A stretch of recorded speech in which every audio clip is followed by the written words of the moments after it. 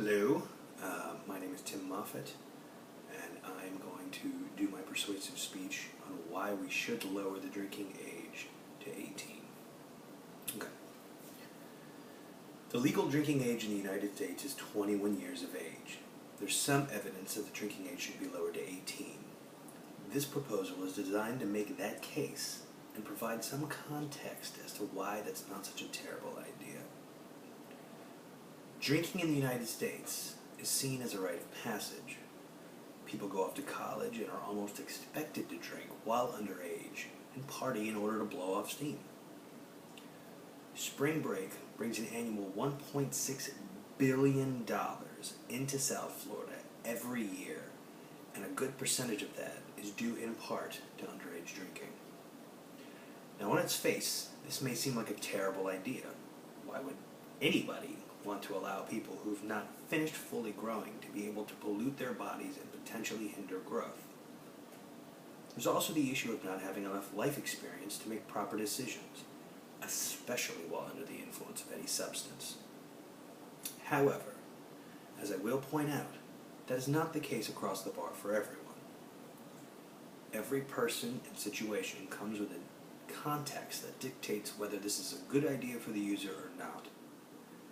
Just like some people are naturally inclined to be great students and some have to work a little harder in order to get better grades.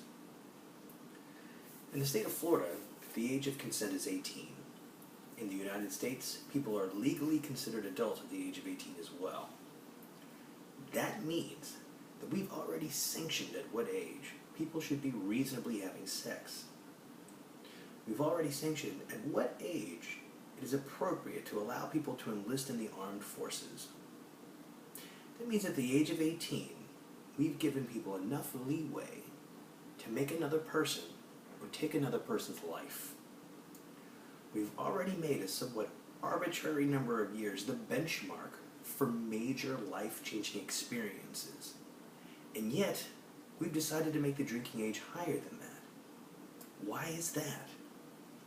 If a person can be reasonably trusted to make the kinds of decisions that soldiers have to make, or those that parents have to make, why can't they decide for themselves if they would like to have a beer or not? The root of the problem does not lie in the age of the people involved, though it may be true that 18-year-olds may not have fully developed skills or life experiences. But by 18, one should know right from wrong and should be able to know that there are consequences to their actions. As a society, we glorify the college experience. We also glorify drinking as a part of life in many circles. 4 out of 5 college students have reported being drinkers, and half of that have reported to be binge drinkers. The problem isn't when or who, it's how much. 1,825 college students between the ages of 18 and 24 die each year from alcohol-related unintentional injuries, according to the National Institute of Alcoholism and Alcohol Abuse. 690,000 students between the ages of 18 and 24 are assaulted each year by peers who are under the influence of alcohol. 97,000 alcohol-related sexual assaults are reported by students between the ages of 18 and 24 years old each year. And that's not to mention the 599,000 alcohol-induced injuries, the suicide attempts, the health problems, and the ensuing problem with academics that students find because of alcohol abuse every year. There is a problem here. But notice that the age that falls in between 18 and 24 is 21. Not all 18 to 24-year-olds do these things, and a majority are not caught up in drunken shenanigans while away at school. However, to say that it is perfectly alright for an 18-year-old to shoulder the responsibility of becoming a parent, or to be shipped off to war to potentially kill someone and not to be allowed a beer, is ludicrous. The problem lies in prohibition. We know that. We've known that as a society for close to 100 years. The Volstead Act was the 18th Amendment to the Constitution enacted by Congress in 1919 in order to stop the manufacture, sale, and distribution of intoxicating liquids for purposes that did not pertain to religious use or manufacturing of goods such as fuels, dyes, or any other lawful industry or practice. The Volstead Act lasted until 1933 when the 21st Amendment to the Constitution struck down the 18th Amendment. The reason being was that the Volstead Act never officially stopped the manufacturing, sale, or distribution of alcohol. It just made criminals rich in the process, and people who wanted a cocktail became criminals. We live in the United States of America. We're the land of the free and the home of the brave. To tell someone they cannot enjoy an intoxicating liquid of their choosing, but they might have to go to another country to kill enemy combatants, is an insult. Now there's a faction that might want to regulate beer over liquor, or what types of intoxicating liquids should be available to the 18-year-old crowd. There's a precedent set for that argument as well. Before the government fully repealed the 18th Amendment, they attempted to regulate the amount of alcohol beer and wine could legally have in it in order to be sold to the public. The result was that people drank twice as much. The reality of the situation has nothing to do with availability or regulation of alcohol content. It has to do with teaching people that moderation is the key to being treated as an adult. I propose that colleges try to inform students about the dangers of binge drinking. Show these statistics to their students. Put a human face to an unimaginable situation that might involve sexual assault, injury, or death. Will that stop the situation? Probably not.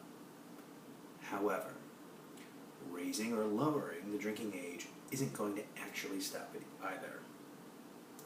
Education is the key to keeping people on the right path. Raising well-adjusted, good kids makes them responsible adults, which has the potential to keep them on the straight and narrow path while they're away at school. Some people are going to drink. Some people are going to do drugs. Some people hurt other people and generally do whatever they want, no matter what age they are or how they were raised. This is an unfortunate fact of life that we must deal with. However, by punishing everyone for the sins of the unfortunate, we're teaching people that the bad apples dictate the rules, when that should never be the case. By lowering the drinking age to 18, it shows them that we, as a society, trust our young people to make the right decisions. We already trust them to protect us in wartime. We already trust that they will hopefully make the right decision when it comes to raising a family.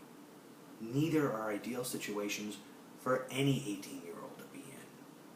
But by making the conscious decision to not allow them to make the decisions for themselves, we've taken away their rights to be an adult. I can't think of anything less skewed and unconstitutional than that. While lowering the drinking age may not stave off the issues that come along with young people drinking, raising the age wouldn't have much of an effect either. Take into consideration the nature of drug abuse. People who want drugs are going to find them, no matter how illegal they are, because if there is a market for it, someone is going to sell it. Technically, the age of the person is a moot point. Sure, no one in their right mind is going to serve a 6-year-old a whiskey, but what's stopping them from sneaking a sip from their parents' liquor cabinet? The point is that by focusing on the reasons why people drink to excess and educating them to the very real dangers that they face by doing that, there may be some actual progress that can be made.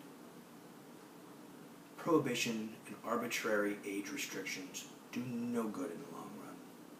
However, they do create a market for people with less than good intentions to capitalize in the situation and potentially makes criminals out of people who need help.